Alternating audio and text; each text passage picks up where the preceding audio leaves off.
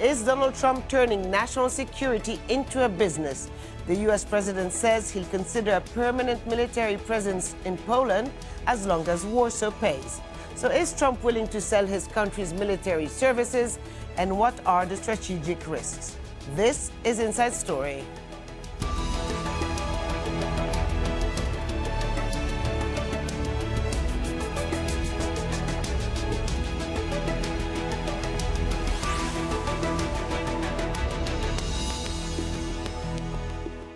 Hello and welcome to the program. I'm Hoda Hamid.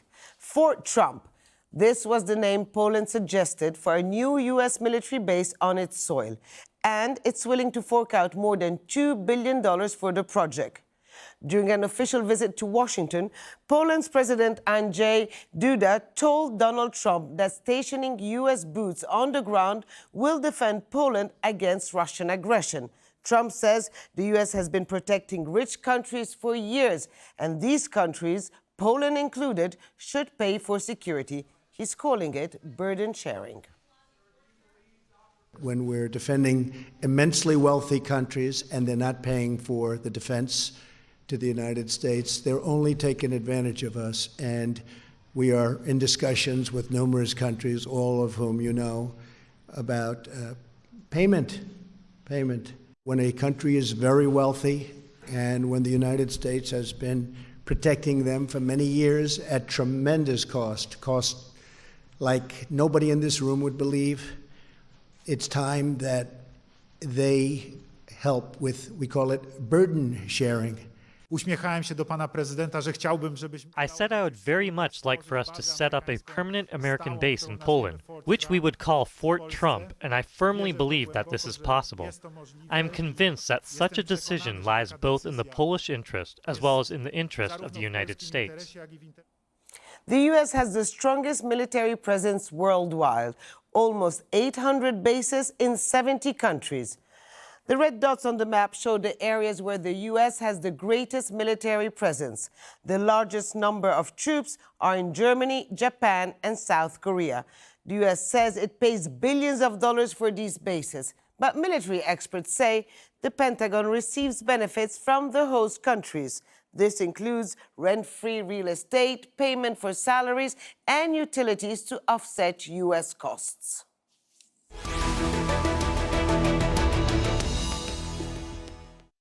Okay, so let's bring in our panelists. Joining us from Birmingham, Scott Lucas, Professor of American Studies at the University of Birmingham.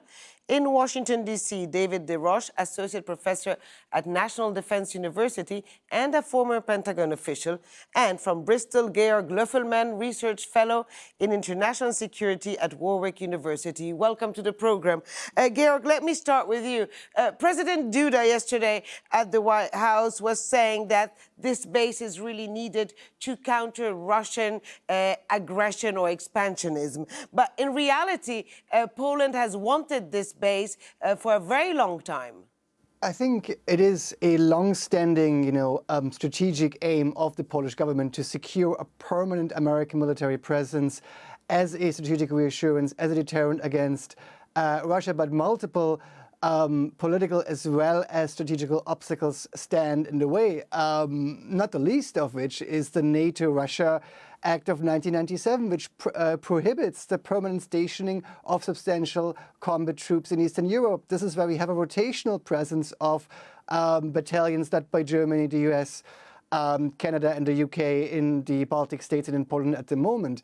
And of course, the Pentagon has looked into these issues over the summer, and they've calculated that it would be vastly more expensive to relocate these troops from Germany or from the US than what Poland is currently offering. So I don't really see how calling it Fort Trump is changing the strategic equation here. Well, David, I mean, Georg, we're just talking about costs here. Now, President Trump has said, okay, we can open that base, but you will have to foot the bill. One gets a bit the impression that the U.S. military is becoming an institution for rent. Well, look, first off, these terms are ambiguous and they mean different things, I think, when the president says it than when others use it. The fact of the matter is the United States military is just not structured in a way where it makes sense for us to put, like an armored brigade forward in Poland.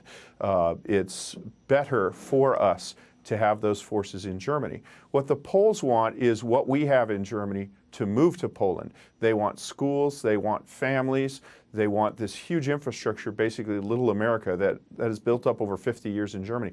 That is mind-bogglingly expensive, and it's not strategically very bright because it's a little bit too close.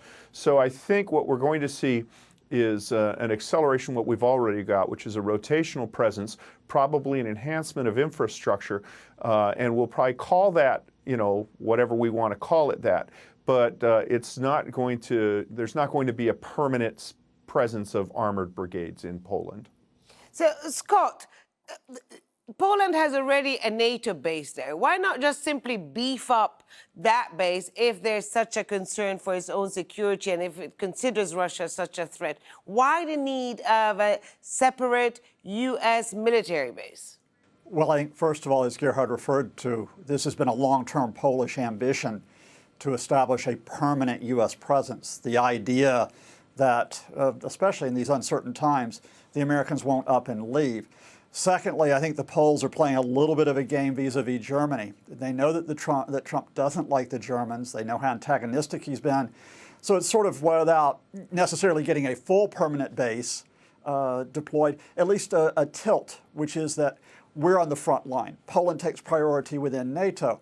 But I think, as David pointed out, I think all of this is blowing smoke in the wind. I think that in terms of both strategic considerations and financial considerations, no one else within NATO wants to do this. I think no one else within the American establishment, more importantly, apart from Donald Trump, who for reasons of ego thinks it's a great idea, the Pentagon certainly doesn't want it. So I think, in fact, the Poles are playing a little bit of gamesmanship here. I think even they realize they won't get a permanent U.S. base, but if they get more rotational troops in, if they get a bit more infrastructure, then they get a little bit of a win out of this. So, David, what's the thinking at the Pentagon at the moment? Because it's very difficult to understand what is President Trump's doctrine when it comes to the military. All we hear about is money, is other countries having to pay or to increase their share in all of that. But what else is there? Well, the animating principle of the services and the bureaucracy at the Pentagon is unchanged regardless of administration, and that's to advance American security interests at the lowest cost in conjunction with our allies. There's not really a Trump doctrine, but there are a few animating principles. The first is there's a conviction that the United States has been shouldering too much of the burden, and that our allies, who are always happy to criticize us, aren't doing enough to contribute to their own defense. So you look at things like only 5 German fighters being in a state to fly, no German submarines. That's one thing that animates Trump. The second thing that animates him is a desire to distance himself from the Obama administration and from other administrations whom he feels were insufficiently vigilant in guarding American interests. And Poland is a particular flashpoint for this because one of the first acts the Obama administration did upon taking over was to cancel a very, very well thought out air defense interceptor system that was to go into Poland and Czechoslovakia that both countries had agreed to accept at some considerable risk. And then the Obama administration said no. And, you had the famous reset. And then it was viewed that there was sort of by Trump, that there was not a robust enough response to various Russian predations, exercises, the annexation of Crimea, et cetera. The third thing is economic. Look, the United States government is in a period in which the military in particular, and I think the people around Trump do believe this, the military has been deployed on these endless wars overseas by both Republican and Democratic presidents that haven't done anything to advance our security interests, that we need to focus on rebuilding and repositioning to deal with our true adversaries, which are our near peer adversaries, China, Russia, and try to get somebody else or come to some solution for these endless Middle East wars. Well, Georg, in your view, what are the risks of this Trump doctrine or policy? I think, what's already been said here, Trump seems to have a fundamentally different calculation of what is American grand strategy, which was traditionally understood as a form of liberal hegemony. So America is investing in alliances and partnerships to underwrite a liberal international rules-based order. Support for democracy, support for free trade, support for allies and partners in terms of deterrence. And Trump wants to move into a world which is completely based on transactional relations alone. So if you want to have NATO protection, if you want American military protection, pay for it in forms of, higher defense budget. International trade, free trade comes at the expense of the United States. What we see is a foreign and security policy that is much more informed by realpolitik thinking, balance of power, zero-sum game calculations. And that is quite a radical departure from the last 70 years of post-World War American foreign policy. And Trump seems to really intended on upending and upsetting and disrupting this pre-existing system of which the United States was presiding over. Scott, so the polls say we need protection, we need a guarantor on our soil because of Russian aggression, but somehow this thinking is a bit flawed because at a certain point, Moscow is not just going to sit there and watch. The more the US goes eastward, the more Russia will try to go westwards. I mean, that's certainly the opinion of many NATO countries, not just, over this immediate incident, but for some time. And that is, we have seen, for example, the Russian reaction in terms of the war with Georgia in 2008, when they felt NATO was getting too close. We saw what the Russian reaction was when they felt they were losing position in Ukraine and counterattacking and taking Crimea. So the idea that you put a permanent base in Poland could actually, at least is seen by many NATO countries, as being antagonistic. But I think, to throw something in for your other two guests, and where I slightly disagree, I don't think Trump acknowledges any of this, and I don't think Trump actually understands any of the military dimension here. Remember, his own advisors, Rex Tillerson, H.R. McMaster, have called him a moron and an idiot. I think there are two things at play here for Trump. One is he likes the idea that it would be called Fort Trump because it has his name in it. And two, he has the view that either countries are ripping the U.S. off or they're giving them money. And Poland played to that by saying, look, we'll put $2 billion into constructing this. And those rather simple notions, when you put them up against the calculations you've just asked about, how will the Russians react? What will happen to NATO's strength and strategy over the next decade? You've got a big divide now between the Pentagon and the man who's in the White House. Well, David, you touched on that divide a little bit earlier, but I mean, it's a bit mind-boggling, I would say. Okay, so if the U.S. opens a base in Poland paid by the Polish government, who calls the shots there? I mean, and how is that in the benefit of the U.S. national interest? Because it will ruffle the feathers of Russia, wouldn't it? Well, I don't think it's ruffling the feathers of Russia, I think, is not something that should be a deterministic factor in American defense policy. The Russians view any presence in the former Soviet Union or Warsaw Pact as ruffling their feathers. So, but David, may I just interrupt rightly or wrongly, there? the Baltic countries are members of NATO. May I just interrupt there? Yes. There was an agreement between the U.S. and Russia not to put bases in places like Ukraine and Poland. Permanent bases, yeah. Well, yes, Ukraine definitely. No permanent bases. I don't think there'll be a permanent base. I think that it will be rotational. Even $2 billion really underestimates how expensive a U.S. military presence is. But there's a bigger issue, which is, the Pentagon phrase is, we're out of Schlitz. We don't have enough armored brigades to move them forward in Poland. And if they're forward in Poland on a permanent basis, there just isn't enough flexibility to move them to other places where they might need to go. We'd have to pull a brigade either out of the United States or we'd have to move a brigade from Germany, and both of those moves are self-defeating. So even if you can pay for all the infrastructure that Poland wants, and $2 billion will not come close to covering it, the United States government won't find the budget to make make up for that. And just in terms of the armored units that would have to move, the Army units that would have to move, we just don't have those, and it's not a good use of the forces that we have. So really, this is more about, as your previous guest said, about appealing to Trump's vanity, and it is about a long-standing Polish desire. You know, Poland looks at the European members of NATO and sees the European Union, which they think takes Polish considerations, you know, in an offhanded and cavalier manner. That's really what's at the basis of this Polish insecurity. Okay, well, Georg, also President Trump keeps on talking about burden sharing, that the U.S. is paying the lion's share of NATO, which is true.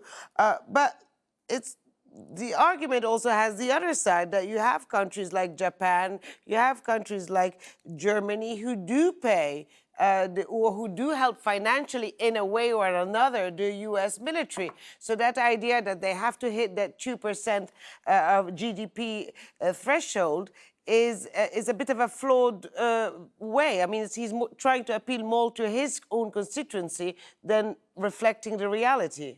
No, I mean, American complaints about, you know, Europeans not shouldering their weight, about the European dependence in defense matters in the NATO alliance are long-standing. We can go, you know, all the way back to the Kennedy administration, to Jimmy Carter in the 1970s. And Trump does have a point. Many European countries, Germany first and foremost, have you know, let their armed forces fall into a state of disrepair, essentially. I mean, look at the state of the German armed forces. Not a single submarine operational at the end of last year. To outfit a single battalion to go to Lithuania on a rotational basis, essentially the entire rest of the army needs to be scavenged for parts. So, and I think this pressure, partly because of Trump so vehemently reiterating that, has already led to some results. We see the European Union with a new defense initiative going back to Macron. We see Germany discussing a larger defense budget. So I think one of the results of the Trump administration will be a more military capable Europe, both in terms of a European pillar within NATO, but also in terms of a more independently capable European Union, which ironically will further undermine, in a way, America's leadership position. Well, David, if this really goes ahead, I mean, you are saying that there won't be a permanent base, but there will be some sort of presence, right, in Poland. Isn't there a risk that the message around the world is that anyone who has a little bit of money and some concern can just go and knock at the door of the White House and say, look, I'll pay you, but please come and put some of your soldiers in my country because I have an issue with my next door neighbor? Well, that is a risk, but really the status quo is that any country that is nominally aligned in the West says, look, we have a security problem, and the United States come solve it for us, and we won't pay you. So I suppose the scenario you outlined is only a marginal, from American interests, it's a marginal improvement on the status quo. We are the de facto guarantors of security. When Rwanda went to heck, nobody looked at the French and said, you've got to solve this, you know. So I suppose holding our security partners to account represents an improvement over the status quo. But yeah, it's not it shouldn't be a determining factor in American foreign policy. And Scott, okay, so the U.S. is definitely a guarantor of security in many parts of the world. But if you start having situations like the one of Poland, we will have to see how it pans out, the U.S. might find itself also in the middle of conflicts where it shouldn't be. I mean, a conflict between, let's say, Russia and Poland could be contained. A conflict between Russia and the U.S. is a conflict between superpowers, isn't it? Yes, I mean, and I agree with David. I don't think there will be a permanent U.S. base in Poland. But I think you do have this question, and this harks back to the idea of whether there should have been an American effectively advanced missile shield, missile defense in Poland, which was sort of scrapped by the Obama administration. Where's the balance in terms of both air and ground operations when you go beyond Germany in Central Europe? But there's a wider question here, Hoda, and that is, you've talked about America is the guarantor of many countries' security. This is the new reality. For Donald Trump, he does not see America as the guarantor of security. He doesn't think that's the judgment call. All he sees this in, beyond the personal factor, is does America make money out of the arrangement? So in other words, can he get more money out of NATO? Can he get money from Poland? And once you start thinking about, oh, it's a win-lose, either they're ripping us off or we get money, that cuts against the entire animating idea of collective defense. And that is, we don't talk win-lose, we talk about contributions that all have to make. Now, David's right. I think there's an ongoing question that Europe has to step up in terms of its contributions, but that's not where Trump is coming from. And I think that's the bigger challenge for NATO beyond this immediate flutter about a Fort Trump near the Russian frontier. So David, the Pentagon is going to be a money-making machine, according to President Trump? No, I don't think so. I think what he wants, he recognizes that America has global commitments, but he also realizes that some of these commitments were made in the 40s and 50s when countries like Korea and Germany were destroyed and very poor. And now that they're doing well and opposing the United States on things that are important to us, like Iran policy, that perhaps they should, be active participants in their security instead of just basking in the shield of an American umbrella. I think that the economic argument is always one that he likes to make because he portrays himself, his public persona is that of a man who's very good with money. But I don't think that those arguments inject themselves in a deterministic way into serious policy debates. Well, Georg, okay, let's agree that it might not be a permanent base in Poland, but certainly the impact of all of that is that things are going to change in the international order. You might see bases beefed up somewhere and reduced elsewhere. I mean, I simply don't know. We'll have to see what President Trump is thinking. But is there a risk that we find ourselves in a world where things are changing so rapidly that other countries are going to start doing the same thing exactly? I think what all this does, it just reinforces again this notion that there's a fundamental, question mark hanging over the strategic direction of American foreign policy, security policy. What are American security guarantees worth under a President Trump? At what situation would, Trump actually come to the reassurance and defense of an allied nation? And one might not even talk about something like a full-scale Russian invasion, but let's say a Ukraine scenario where the little green men show up, a disinformation campaign. Would Trump actually be willing to commit American troops? Or would he first say, well, you have like 1.1% of your defense budget. I'm sorry, that's not enough for the US Army to ride out. And I think in all of these question marks surrounding Trump's commitment to NATO, commitment to a liberal international order, is fueling these crisis moments, I think, that we're seeing in international politics right now, which have a destabilizing effect. Scott, just out of curiosity, I mean, the US is not the only country that has bases around the world. You have Britain has several bases, France has several bases. Are they functioning in the same way? Do they also have deals by which the host country somehow shares the burden, as President Trump would say? Yes, I mean, Britain and France have had long-standing presence, of course, dating back from their colonial period, and then more recently after 1945, where there have been cooperative arrangements with countries, but not on the scale, of course, that the United States has had. But let me go beyond that to add an additional factor here which complicates things further, and that is, on the one hand, you have the uncertainty of a Trump and the uncertainty of moves such as the case of a permanent base in Poland. On the other, you really have the uncertainty of Russian aggression. And I think we need to be forthright here, and that is that it is not the case that there is absolutely no concern here about what should be done in Central Europe, whether it's Poland, whether it's Ukraine, whether it's the Baltic states. But what makes this different is that this Russian aggression is not premised on the idea that you respond with permanent bases. In other words, when you talk about an era of hybrid warfare, where you're talking about cyber operations, disinformation, as well as conventional military operations, you have to have a much more flexible military strategy linked up with other agencies. And focusing on a permanent base in a country doesn't actually acknowledging that changing nature of diplomacy and what you might call sort of a gray zone warfare in the 21st century. And David, just the last word to you. Okay, we're concentrating on this base in Poland and the money transaction, but what's the bigger picture here? Well, the bigger picture, I think, is the overall relations with Europe. And Washington is looking at Europe, they're calling Europe out on things that in past administrations had been allowed to slide. So one thing that Trump mentions a lot when he talks about Europe is the Nord Stream pipeline that brings natural gas directly underwater from Russia to Germany.